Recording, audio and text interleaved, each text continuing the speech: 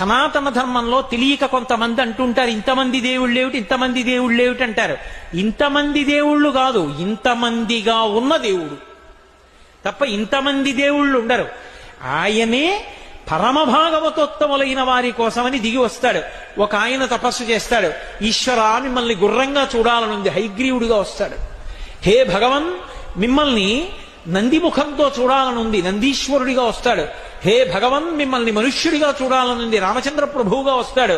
హే భగవన్ మిమ్మల్ని ఒక క్షత్రియుడిగా ఉగ్రంగా గడ్రగొడ్డలు పట్టుకు తిరుగుతుంటే చూడాలనుంది, పరశురాముడిగా వస్తాడు.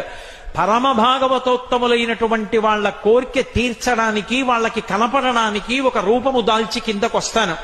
ఇలా వచ్చినటువంటి విష్ణువు యొక్క అవతారములలో 21 అవతారములను ఉన్నాయి, 21 అవతారములు. వాటిని స్మరిస్తే చాలు, వాటిని ఒక్కసారి జ్ఞాపకానికి తెచ్చుకుంటే చాలు. నైమిషారణ్యం లాంటి ప్రదేశాలలో ఆ పేర్లు ఒక్కసారి వింటే చాలు. అవి ప్రధానమైన అవతారములు అని చెప్తాడు సూతుడు.